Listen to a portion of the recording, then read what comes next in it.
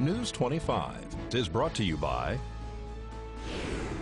Bees Embroidery and Garment Printing, specializing in custom and personalized decoration of gifts, garments, and more. Call 775-727-9444. News is also brought to you by J.K. Nelson Law. Call 727-9900 today for your free consultation. If you need a lawyer, you need Nelson.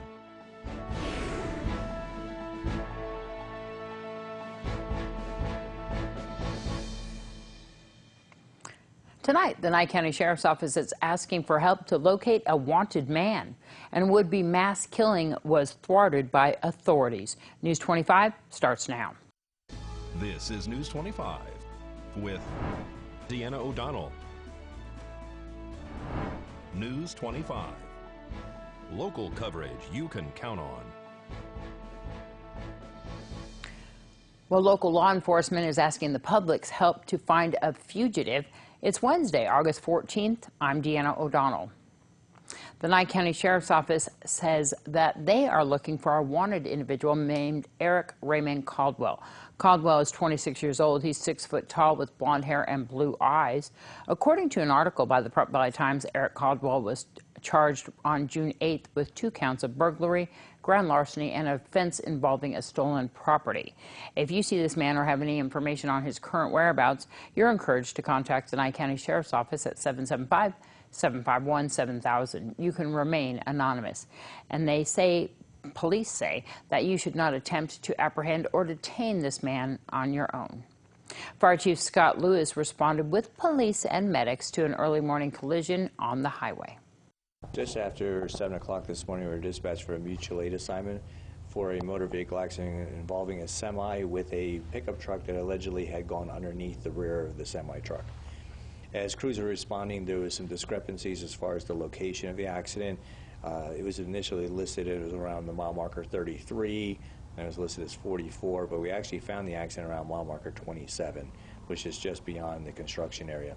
Crews arrived to find a pickup truck that had underridden a large semi-truck, which was containing like a gravel type truck, and they found that there was one occupant. The occupant was trapped within the vehicle. Heavy Rescue 1 went into service, extricated the patient. Medic 3 provided patient care. Air 7 from Mercy Air was added to the assignment. They landed on the site. They were managed by Clark County Resources. Patient care was transferred to Air 7 and the patient flown to trauma. It's unknown whether it was moving or if it was stationary at the time of the impact as part of NHP's investigation. We weren't privy to any documentation. However, it was a significant impact, extensive damage done to the pickup truck, and it took just a bit for our crews to be able to extricate that patient. And Chief Lewis also tells us about a room and contents fire that occurred Monday afternoon in Artesia. On Monday, we were dispatched to the 4900 block of Honey Locust, which is down the Artesia section, for a structure fire.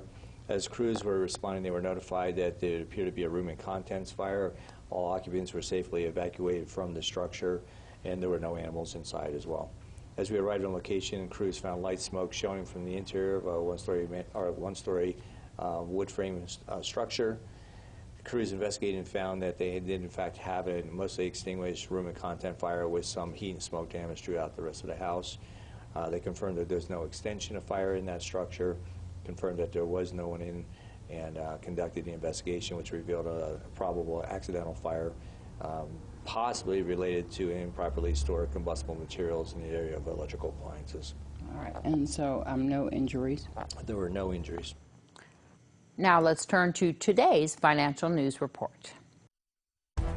Here's Angela Miles with today's Business First Brief. Topping our news, the tariff delay. The Trump administration is hitting pause on hiking import prices on products made in China. Some examples, cell phones and some computers won't face tariffs until December 15th. Select Apple gadgets, motorcycles, and lithium-ion batteries will still be hit with tariffs September 1st.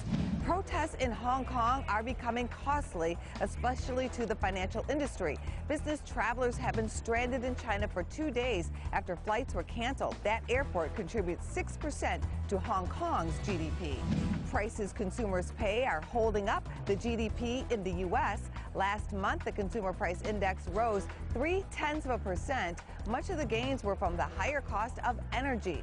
The numbers show signs of inflation, but economists doubt it will stop the Fed from cutting rates. To find out where you can see us every day, go to businessfirstam.com. And thanks so much, Angela. We'll have more news right after this break. This segment of the news is brought to you by Pahrump Cardiology, located at 1397 South Loop Road in Pahrump, Nevada. Call 775-210-8333 for an appointment. Dr. Tali Eric, proudly serving Pahrump since 2005.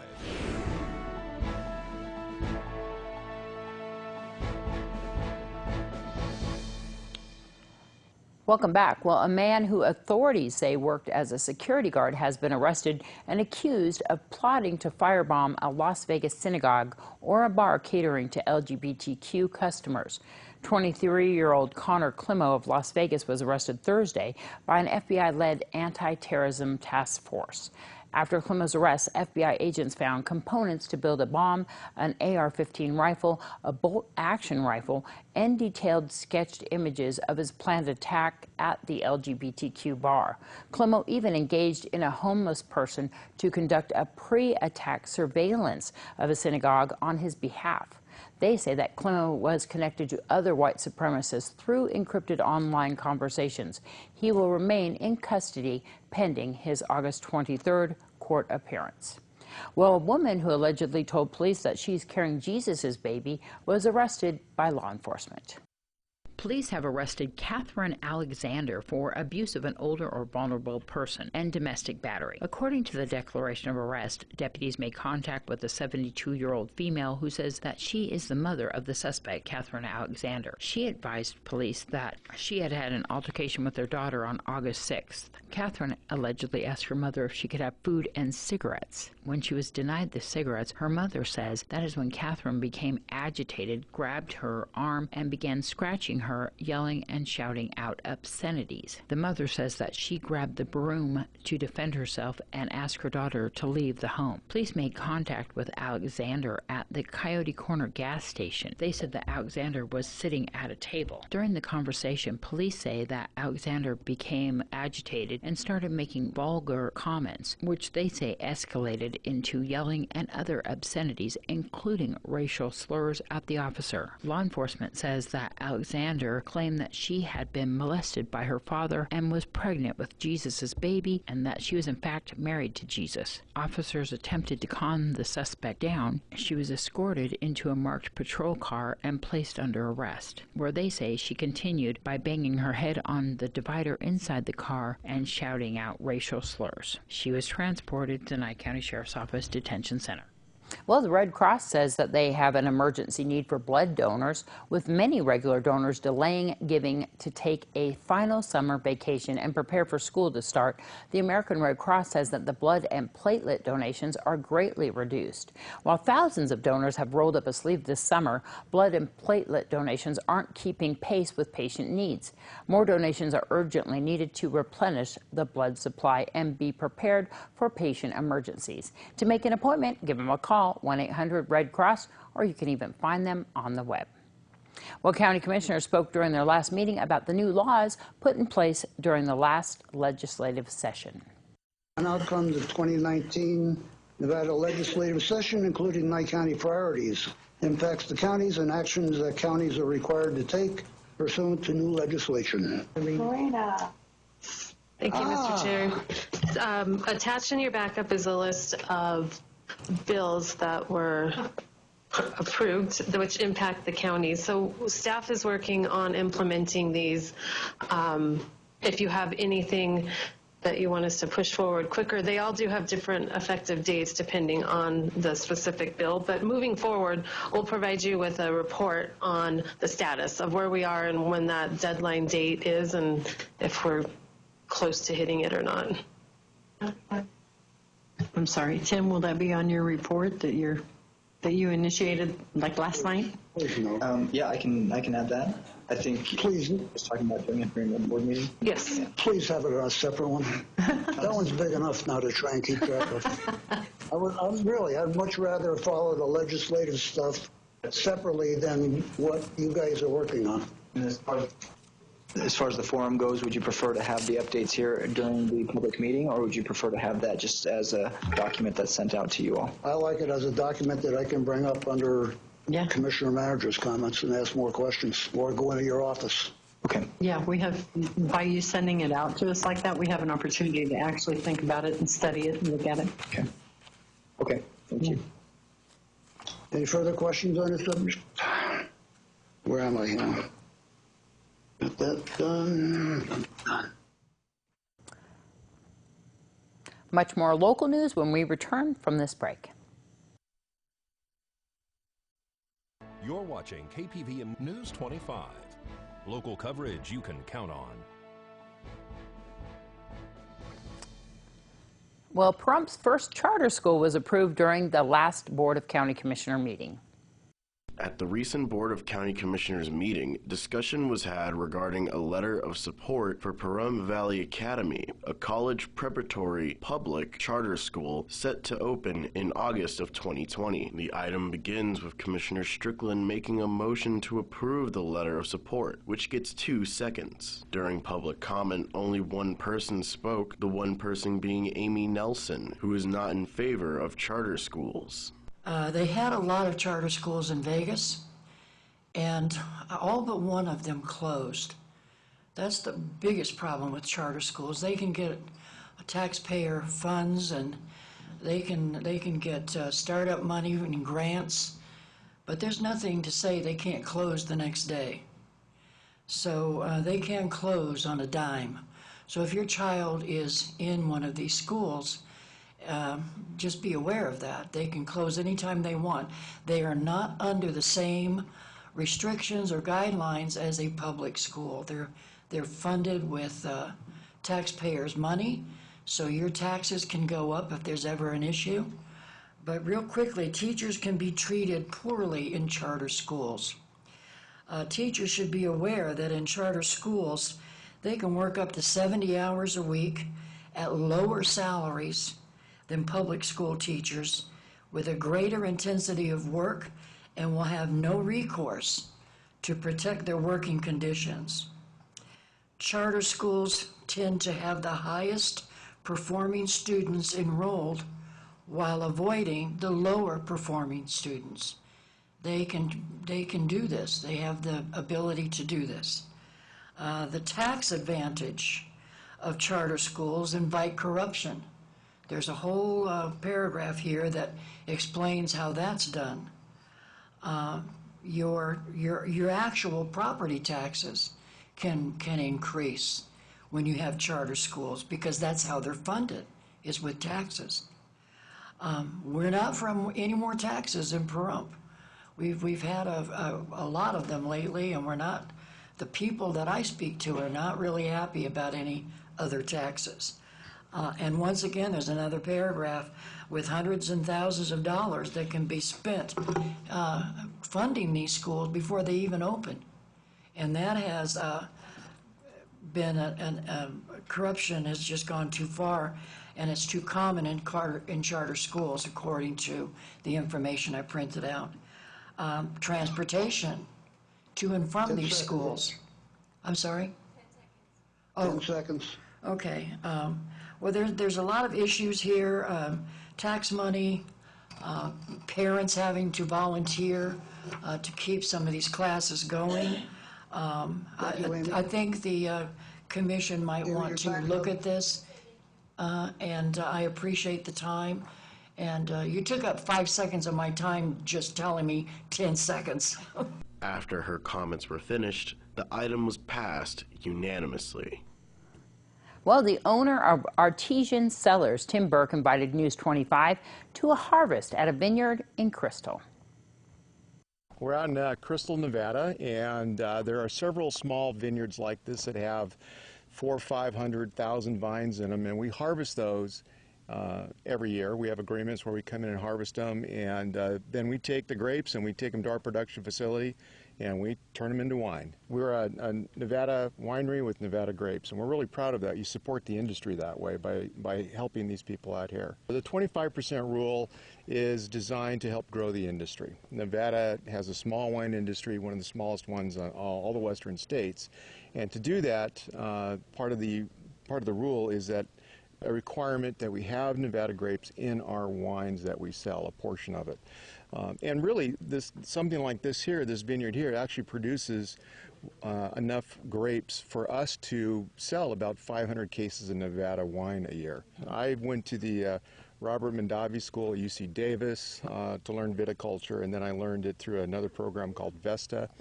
And I learned quickly, especially working with Gretchen Loken, that throw all that information out because it's completely different in the Mojave Desert. We do our canopies different, we do our watering schedules different, and people forget wine is an agricultural product, so it changes daily. We're not really sure when we're going to be harvesting, we just have a window. We know within a couple days when we're going to show up because the sugar levels are going to be right. Today we're doing Cabernet Sauvignon. We have about 1,000 pounds that we've harvested today. From this particular vineyard, we'll have harvested over 2 tons this year of grapes. We'll do about 8 tons total of Nevada grapes. We have made a fabulous Chardonnay. The nice thing about doing the white grapes is that when you harvest, you basically can go to market to retail within 6 months to 12 months from the time you harvest. Reds are going to take a little longer. Those are a couple years before people get to see them. But we've already pressed off some Ruby Cab, some Syrah, some Petite Syrah, Chardonnay, of course.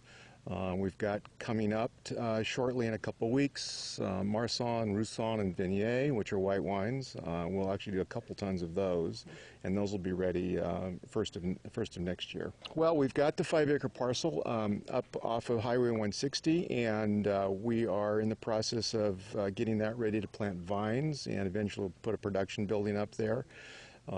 Roads are an issue. We have to have a paved road into that facility, which could be a couple years off. So in the meantime, we've been looking at some great locations to put a retail tasting room. We think we've identified a place that we really like a lot, and we hope to be able to announce that in the next couple of weeks. I hear that the wines do pretty well off of that fan area over there, the grapes do. They do. Surprisingly enough, that soil type is very much like Bordeaux in France. It's got that rocky, gravelly type of soil that the grapes really love. It's not suited really well for anything else because there's not a lot of nutrients in it, but the grapes really like it. All right. Where can we buy your wines? You have some for sale now? We don't. Artesiancellars.com is our website. We should have the ability to be able to do internet sales here in a couple weeks. But if everything comes together in our tasting room, we plan to be open within about 60 days on that. News 25 WeatherCam is brought to you by Lerner and Rowe Injury Attorney's Office in Pahrump. In a wreck, need a check? Call 702-877-1500. Well, let's take a look on that Lerner and Rowe weather cam to see our current conditions. We have Michael Donahue back. We're going to have him with your weather forecast right after this break.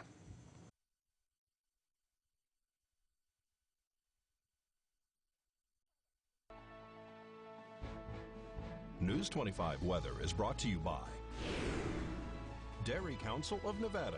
The splash of cream in your coffee, the dollop of sour cream on your burrito, the melted toasty cheese on your pizza. Undeniably delicious, undeniably dairy. Enjoy what's real.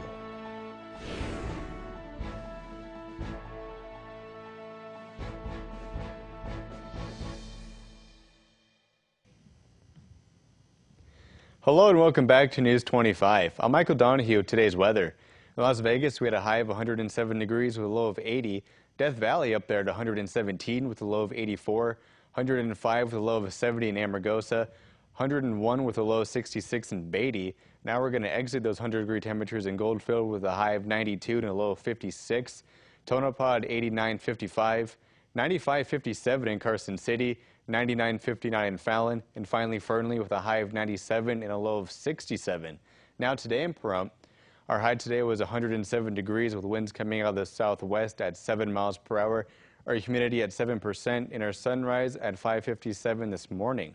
Now for tonight, we're going to have clear skies. It's currently 107 degrees outside. Our low tonight is going to be 73 degrees. with 5-mile-per-hour winds out of the southeast, 11% for our humidity, and our sunset at 7:35 tonight. Now looking ahead to our 7-day, we're seeing a lot of sunny skies throughout the week. We are going to have some clouds coming in on Sunday. Now temperature-wise, it looks like we're pretty much just going to be hanging out in those low 100-degree temperatures. On Thursday, we're going to start off at 106 degrees. We're going to work our way down to 99 on Sunday with that cloud cover. The sun's going to come back on Monday, so our temperature is going to start rising just a little bit. We're going to be back up to 106 degrees by next Wednesday. Now for overnight temperatures, we're just going to be hanging out in about those low 70s, just between 74 and 70 degrees from Thursday through Monday. And then on Tuesday and Wednesday, we're going to get just a little bit warmer for the night at about 76 and 77 degrees for next Tuesday and Wednesday. So now we're going to throw it back to the desk with Deanna. Good to see Michael back. So glad that his grandmother is doing well. Well, that's going to wrap up this edition of News 25. I'm Deanna O'Donnell from all of us here at KPVM TV and Ace Country Radio, 103.1 FM. Have a great night. We'll see you back here tomorrow.